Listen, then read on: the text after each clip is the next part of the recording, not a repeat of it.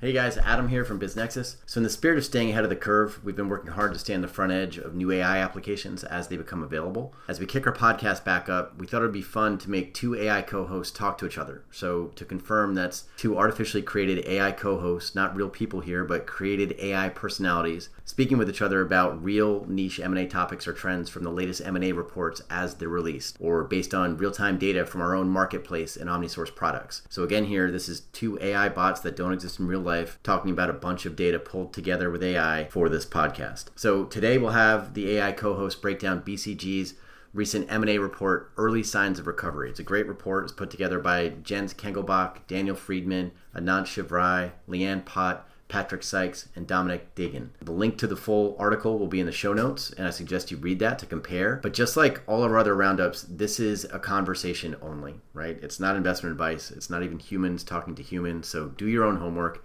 Don't make any investment decisions based on some nerds using AI to spin up a podcast. We're not in the business of offering investment advice. We're just here to have some interesting conversations. We've been building AI into our products and processes week over week to help our members keep ahead.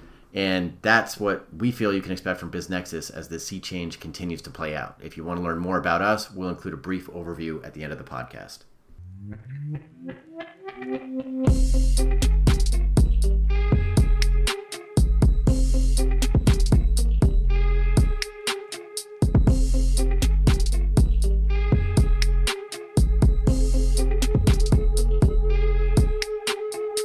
Disclaimer from the always present legal team: podcast conversations don't necessarily reflect the views of BizNexus Incorporated. Everything you hear is informational news and updates from around the industry. We're not recommending any investments. We're not offering any investment advice. Be sure to do your own homework.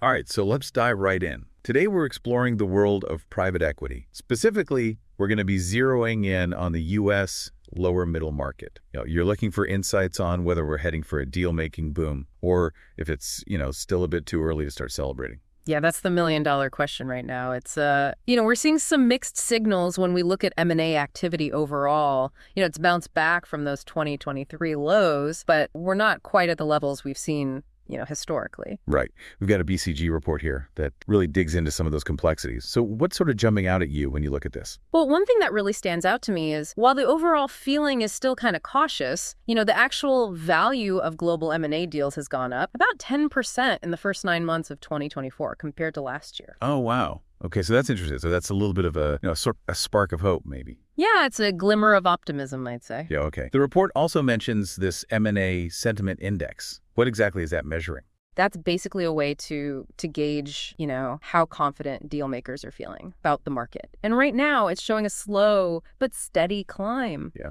Especially in North America and Europe. Okay, so, thinking specifically about the U.S. lower middle market, could this uptick in confidence be a sign that things are about to really take off? It's definitely a possibility. And, this is where things get really interesting. There's a huge amount of private equity, dry powder, just sitting there, ready to be deployed. We're talking about globally like $2.1 trillion. $2.1 trillion. Whoa. Yeah. That is just a mind-boggling number. Can you just, for those who might not be as familiar, can you break down what dry powder actually means? Yeah, of course. So dry powder is basically the capital that private equity firms have raised but haven't invested yet. So it's like this massive pool of money just waiting for the right opportunities. So it's like, it's almost like a coiled spring just waiting to release and, unleash a wave of deals. Yeah, that's a great analogy. Really captures that potential energy that's building up in the market. Now, thinking about the lower middle market specifically, what sectors do you think might be most attractive to all this dry powder? That's a great question. Before we jump ahead, can we maybe take a step back and sort of explore the lower middle market itself? Like what makes it so appealing to private equity firms? Yeah, that's a good point. So the lower middle market is, it's known for its resilience. These companies tend to be well-established businesses, often with strong cash flow, even when the economy is a little shaky. And for private equity, that means, potential for high returns. Okay, that makes sense. So while the BCG report doesn't specifically break down the dry powder, by market segment, we can kind of connect the dots a bit, right? Absolutely. Yeah, the increase in, overall private equity activity, combined with how attractive the lower middle market is, suggests that this segment could see significant investment in the coming months. That makes sense. All right, so let's zoom in then on the U.S. lower middle market. What are some of the key trends that are driving deal making, specifically in this segment? Well, when we look at the trends fueling these deals in the U.S. lower middle market, it's not just companies buying and selling, for the sake of it. They're really using M&A strategically to adapt to, these big shifts happening in the business landscape. So they're not just chasing profits, they're actually transforming themselves to stay competitive. Exactly. Yeah. The report highlights some, pretty major drivers like digitization, the whole energy transition. And then, of course, those ongoing supply chain issues. Right. And within those trends, certain areas are, really getting hot in the U.S. lower middle market. One that's particularly interesting, I think, is the rise of green deals, where companies are really, focusing on sustainability. That's definitely something I'm seeing more and more of. Can you give us like a specific example of what a green deal might look like in the U.S. lower middle market? Sure. So let's say a private equity firm. They acquire a regional waste management company that specializes in, recycling and composting. They then invest in upgrading the company's facilities, their technology, to make its operations even more environmentally friendly. And this not only helps the company meet, those increasingly strict regulations, Right. but it also positions it as a leader in that, growing market for sustainable solutions. So it's a win-win. Good for the environment, A&D, good for business. Exactly. Yeah. It's fascinating how these global trends are filtering down and, reshaping even these smaller businesses. Yeah. The report also talks about digitization and AI as, these major drivers of M&A. How is that playing out specifically in the U.S. lower middle market? Well, AI is kind of a game changer, right? Yeah. On multiple fronts. On the one hand, you have companies developing, cutting edge AI. They're becoming highly sought after acquisition targets. But then on the other hand, AI is also transforming how deals themselves are done, making processes like, due diligence faster and more efficient. So AI is both the target and the tool. Exactly. Wow. That's pretty incredible. Can you give us, a real-world example of this acquire-hire trend you mentioned earlier, where companies are acquiring others, basically, for their talent in AI and data science? Yeah, absolutely. Imagine mid-sized software company that wants to, boost its AI capabilities, but they're struggling to attract, the top people. It's a competitive market. Right. So they might identify a smaller startup that's developed, say, like a really promising AI-powered marketing platform. And instead of just licensing the technology, they acquire the whole startup. Oh, wow. To get that team of AI engineers and data scientists. That's like a high-stakes talent search, where you acquire the whole team instead of individuals. Yeah, exactly. It's pretty amazing. Now, all of this sounds, incredibly exciting. But the report also acknowledges that, there are some challenges, right? Oh, absolutely. Deal making doesn't happen in a vacuum, right? Yeah. There are external factors that can create some, headwinds. Yeah. One of the biggest ones right now is, the geopolitical and economic uncertainty, rising interest rates, inflation, supply chain disruptions. All that makes it harder to, accurately value businesses and assess the risks. Right. And then there's the whole, regulatory landscape, Yeah. which seems to be constantly changing. Absolutely. And, regulatory changes, especially at the federal level, they can have a big impact on smaller companies. Yeah. Deal makers need to be very diligent in understanding how new regulations might affect a potential acquisition. That's a crucial point for anyone looking to, get involved in this market. Speaking of investors, the report also mentions the, growing importance of ESG. Yeah. Environmental, social, and governance factors in M&A. Right. So how is that influencing deal making in the U.S., lower middle market specifically? ESG is becoming super important for investors across the board, and that includes private equity. So firms are under more and more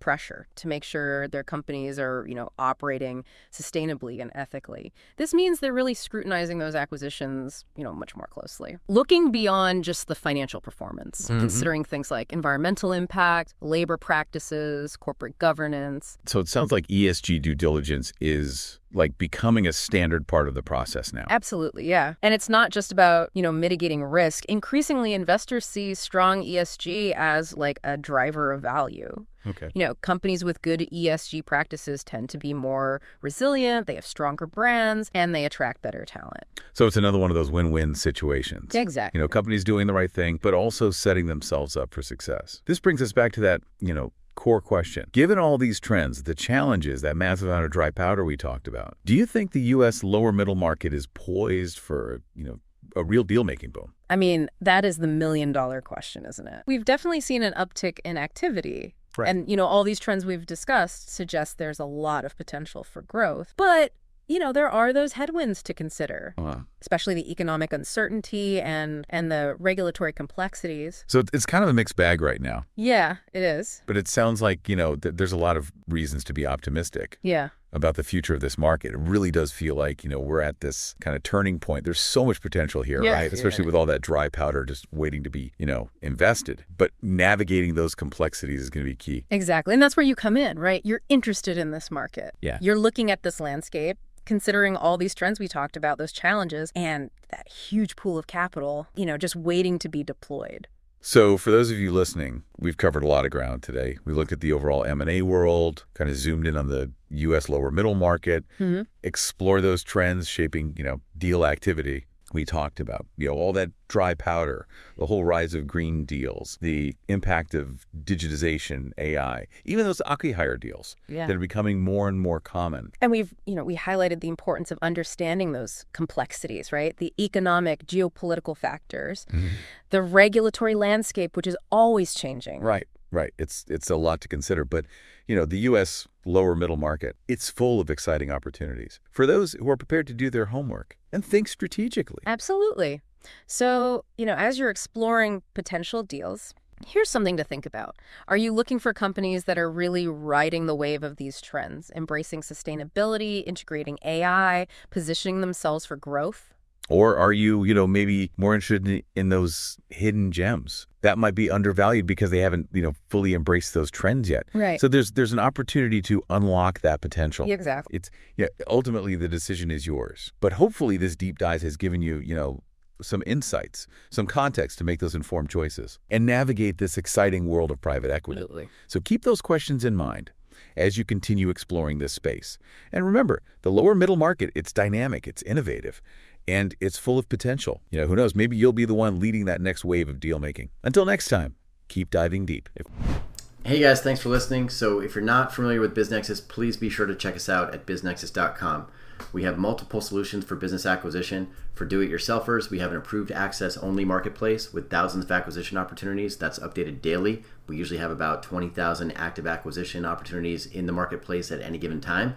We also have our community where you can network with people probably just like the one you listen to on the podcast and search by keyword for potential niche partners or members of your deal team, or just let the AI overlap suggestions take care of that for you. And the really innovative solution that we've been working on, where we're spending most of our time these days, has to be OmniSource, and that's a deal sourcing platform built for teams. We built that for corporate development teams, family offices, and private equity groups. And it combines all of the on-market and off-market targets for your mandate into one streamlined, stupid simple experience. We're currently helping to deploy over $6 billion in committed capital between our partner and concierge members on that platform. But we have been opening that up more to individual repeat acquirers and should keep going in that direction as we move into 2025. So if you're interested in a demo, you can schedule that directly from BizNexus, right at the top right hand of the site, biznexus.com. Or visit omnisource.ai and schedule a demo from there. We're just kicking this podcast thing back up and we're shaking the rust off a bit. So if you like what you just heard, please, again, spread the word, give us a review or some stars so we can feel good about putting more effort into the content going forward. That's it for the promotion. Thanks again for listening.